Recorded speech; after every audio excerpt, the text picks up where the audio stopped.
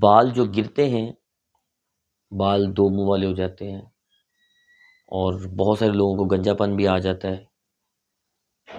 اس طرح کے جو بالوں کے مسائل ہیں، اللہ تعالیٰ نے قرآن کریم میں اس کا حل بتایا ہے، تو میں آپ کو بتا دیتا ہوں.